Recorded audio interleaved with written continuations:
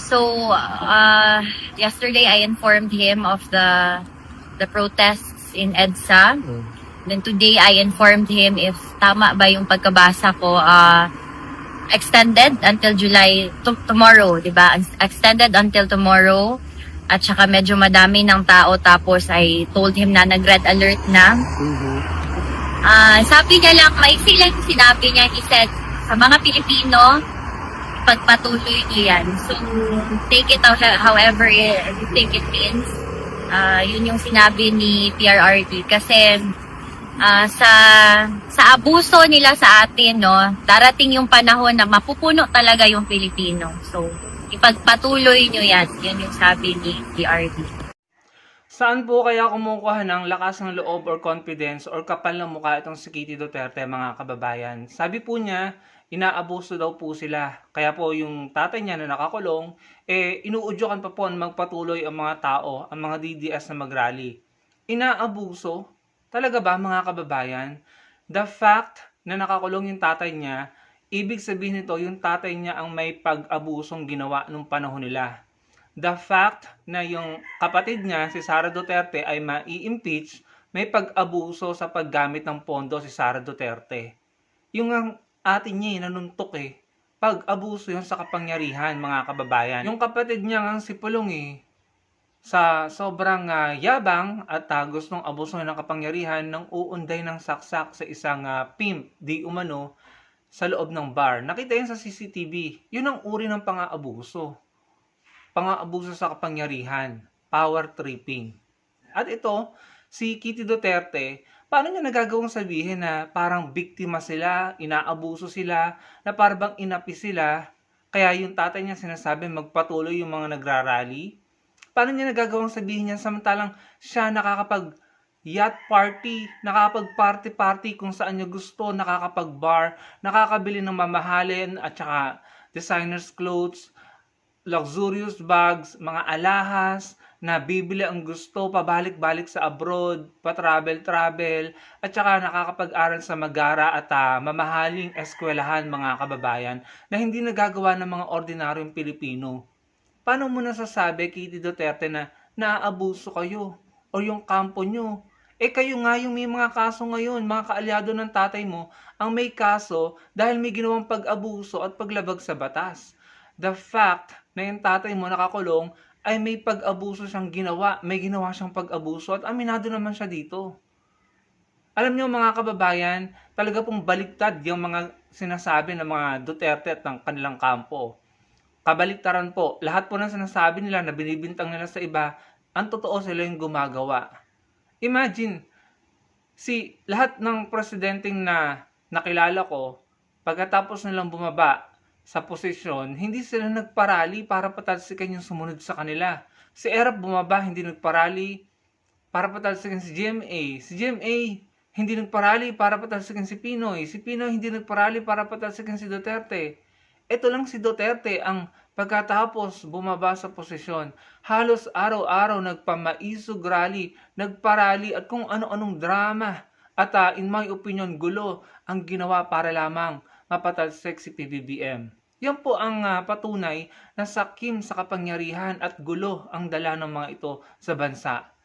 They are willing na isacrifice at ihiwalay ang Mindanao para lamang makabalik sila sa kapangyarihan. At dahil hindi nila nagagawa ang gusto nila, ihihiwalay na lang nila ang Mindanao. Ganyan po sila kasakim, ka-selfish, mga kababayan. Tapos, magpo-project ka dyan, Kitty Duterte, na kayo inaapi, inaabuso, kaya dapat yung mga tao magpatuloy sa pagrarally. Siguro exaggerated din nung kinuwento nito ni Kitty Duterte sa tatay niya yung nangyayaring rally na siguro ipinatry niya or pinresent niya yung rally bilang parang mapapatalsik na si PBBM, na sobrang gulo na marami ng tao ang nagwawala sa kalsada. Siguro ganun, in my opinion, ano? Siguro lang naman. Kaya siguro nasabi ni Duterte na magpatuloy. Well, unfortunately for you, hindi naman ganun ang nangyari. Ningas kugon nga ayan wala na, pawala na. Tinanggalan na ng permit. Hindi nyo madidiktahan ang gobyerno. Hindi kayo masusunod. Unang-una, napakalaking abala ng ginawa nyo. Napakalaking abala po, mga kababayan. Alam nyo, believe talaga ako dito sa mga Duterte, sa mga supporter ng mga Duterte, sa kampo nila, sa mga kaalyado nila. Sila itong maraming ginong paglabag sa batas at kasalanan sa mga Pilipino. Pero kung makapag-project sa mga sarili nila, akala mo ang lilinis, inape, at akala mo sila yung tama. Samantalang ito na, sila yung nagtatago, nagpapa-asylum, yan sila Roque, umiiwas sa kaso, nagpaparally para hindi maaresto, kung ano-anong delaying ang ginagawa para hindi ma-impeach, kung ano-anong drama, palusot, paawa. Ganyan po sila, mga kababayan. Masyado nang naging dramatic at magulo ang Pilipinas nung naupo si Duterte. And ngayon, wala na siya, andyan pa din. Yung kanyang mga naiwan na legacy na magulong pamamahala, palpak at magulong pamamahala, talagang inilalaban pa rin nila. Nakakaumay, mga kababayan. Tatapusin ko na po ang video na ito, pero ito lang masasabi ko. Palpak na naman at wala na naman kayong napala dyan sa rally nyo dahil nakita ng taong bayan kung ano yung intention nyo para lamang sa sarili nyo at hindi sumasang-ayon ang majority ng mga Pilipino. Kaya wala kayong napala. Tatapusin ko na po ang video na ito, pero panoorin nyo po itong dating miyembro ng INC. Meron po siyang isiniwalat at inamin. Panoorin nyo po mga kababayan. Salamat po. Naging iglesia ni Cristo ako nung araw kasi nga yung aking napangasawa ay iglesia ni Cristo.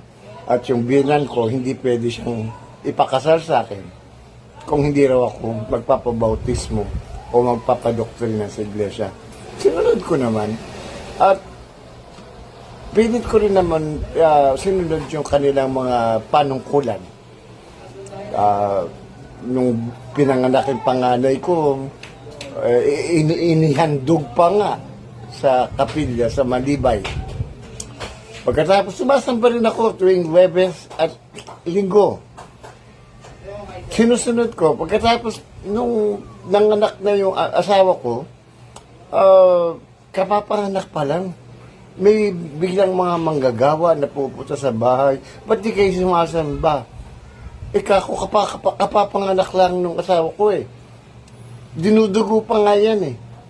Para kailangan talaga, obligado.